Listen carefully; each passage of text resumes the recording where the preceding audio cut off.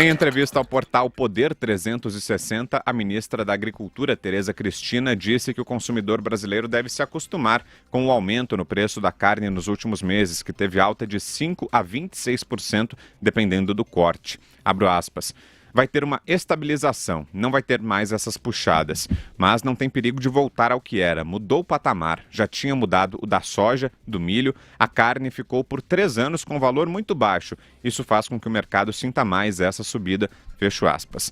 Tereza Cristina apontou também a combinação de fatores climáticos com a baixa remuneração dos produtores. Com a elevação dos preços, a ministra aposta em aumento da produção, o que beneficiará o consumidor a médio prazo. Fala, Vera. A fala dela está correta do ponto de vista econômico, né? Houve vários fatores que fizeram com que o preço da carne ficasse deprimido aí nos últimos anos. O consumo interno estava muito baixo, graças à recessão, à crise econômica, alto desemprego, então um produto caro como carne não era muito consumido e isso levou o preço para baixo. E agora, com a alta das exportações, principalmente para a China, com a alta do dólar, com a volta do consumo interno, com uma seca prolongada em algumas regiões do país, tudo isso fez com que a arroba do boi subisse muito de preço. Uma alta de 35% em um mês, é um solavanco, não é uma alta.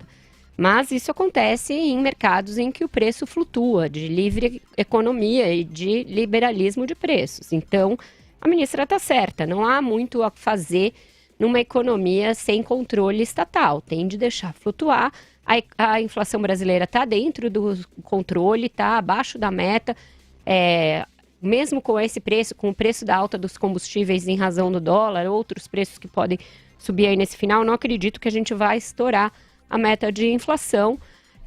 Isso impacta o consumo de carne no fim de ano, que é uma época em que ele normalmente cresce, né? As pessoas já estão fazendo substituições, pode ser que, em virtude da alta da carne, muita gente passe a comprar frango e que o preço do frango também eleve por causa disso, né? A lei da oferta e da procura não é nada mais do que isso. E vai ser um teste de liberalismo para esse governo, principalmente para o presidente Jair Bolsonaro, que já sente uma espécie de comichão e coceira de controlar o preço. Ontem, na live que ele fez no Facebook, ele falou disso, demonstrou um incômodo com o preço da alta da carne, porque é óbvio que tem implicação política, Brown. No momento que a economia está começando a se recuperar, que as pessoas estão recuperando seu poder de consumo, hoje a gente viu as reportagens sobre Black Friday, uma espécie até de histeria coletiva das pessoas perdendo chinelo nas filas do mercado para ir para comprar, empilhando fralda na cabeça. Tem uma volta do consumo. Se a carne sobe, as pessoas vão ficar irritadas porque elas estão querendo retomar o consumo e não podem porque o preço está muito alto. Bolsonaro sabe disso, sabe que a reclamação no Brasil sempre vai estourar no guichê do governo. Mas este é o preço a se pagar se a opção é por uma economia de livre mercado em que os preços flutuem livremente. Portanto, não há o que fazer. Não há também o que fazer no caso dos combustíveis. Eu espero que ele entenda que não há o que fazer, não queira dar uma de Dilma para controlar os preços, porque não é dessa maneira que se promove o crescimento a longo prazo da economia. Diga aí, Josias. De fato, não há o que fazer em termos de congelamento de preço, nada disso. Dólar subindo, exportações de carne em alta e o produtor está tentando tirar o atraso. É uma pena que exista também um efeito ganância e uma certa especulação. Inclusive, há produtores que estão adiando o abate de gado para vender para fora e não vender aqui dentro. Eu acho que se o presidente da República tivesse um pouco mais de independência em relação a esse setor agropecuário, ele já estaria fazendo uma pregação em defesa do consumidor e contra a especulação com o preço da carne. Então, eu não advogo a tese de que o governo deva controlar preço, tabelar preço, mas há um espaço para uma atuação do governo, que é um espaço político, que o presidente deveria ocupar. O presidente, numa hora como essa, precisa sair em defesa do consumidor e fazer uma pregação contra a especulação. Porque uma coisa é você maximizar o resultado e exportar e ganhar dinheiro, isso é parte do jogo e é para isso que as empresas existem. Outra coisa é você fazer uma especulação e em detrimento do mercado interno. Então, o governo devia assumir aí as dores do consumidor, pelo menos no discurso. E acho que a outra coisa é bastante razoável a fazer. A ministra diz, o consumidor brasileiro tem que se acostumar, porque subiu e não vai descer. Não há que se acostumar, não. O consumidor brasileiro tem que aprender que ele tem um poder de fogo muito, muito efetivo nas mãos. Ele pode boicotar a carne. Então, simplesmente vai consumir outra coisa, vai consumir outro tipo de proteína. Aumentou a outra proteína, muda de novo. Então, acho que tem um jogo há muito de ganância e de especulação. Acho que o governo deveria fazer a sua parte, pelo menos combatendo no discurso esse tipo de movimento especulativo, e acho que o consumidor tem que também fazer a sua parte e boicotar. Subiu o preço? Então vamos consumir outra coisa. E você, Constantino, o que é que pensa?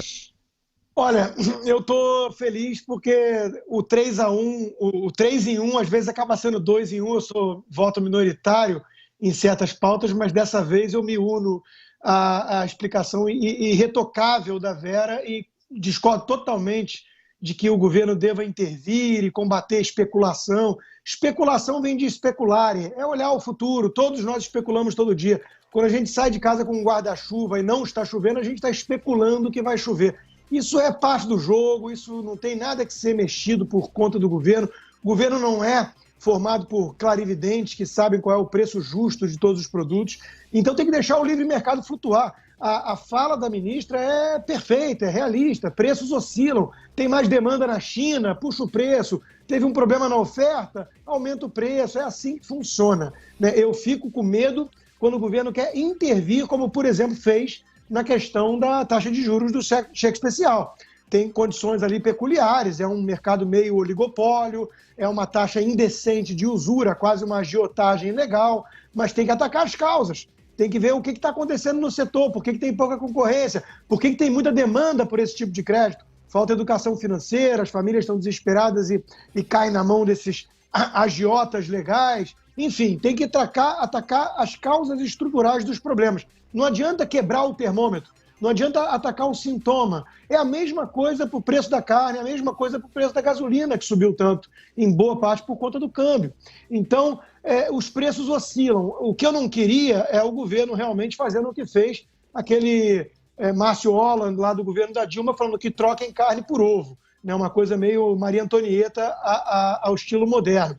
Né? Isso não dá. A população adquiriu, com o tempo aí e o crescimento econômico e tudo mais, condição de incluir carne no seu cardápio. É óbvio que não quer abrir mão disso. E é importante que não precise abrir, porque é uma proteína relevante, em que pese a histeria dos veganos. Né? Então, veja, só tem soluções estruturais para esse problema de preço, né? Porque o preço oscila no mercado. Vamos lembrar do que fazia o governo no passado, tacava fogo em saca de café. Por quê? Porque tinha pressão dos grupos produtores. Então, o interesse do consumidor é que o preço possa flutuar, porque isso é um item muito importante de informação, inclusive, para os agentes, para que aí sim, por decisão voluntária, abra mão de certo produto e passe a consumir outro, e do lado da oferta aloque mais recurso escasso para a produção daquele item que está sendo demandado e não tem tanta oferta. O preço, já dizia Hayek, Prêmio Nobel de Economia, num paper fabuloso sobre o conhecimento na sociedade, o preço é o instrumento mais relevante que tem para levar informação que está totalmente pulverizada, disseminada na sociedade, para os agentes tomadores de decisão econômica. Então, intervir nesse processo, em nome de proteger o consumidor, é algo simplesmente temerário. Eu vou só aqui, já que a gente está numa fase de concórdia, só abrir uma de extensão para dizer que os pobres dos veganos não tem nada a ver com isso. No caso, eles são os menos culpados pela alta da carne, eles não consomem, eles ajudam até a puxar o preço para baixo. Vamos deixar os caras fazerem o churrasco de melancia deles em paz.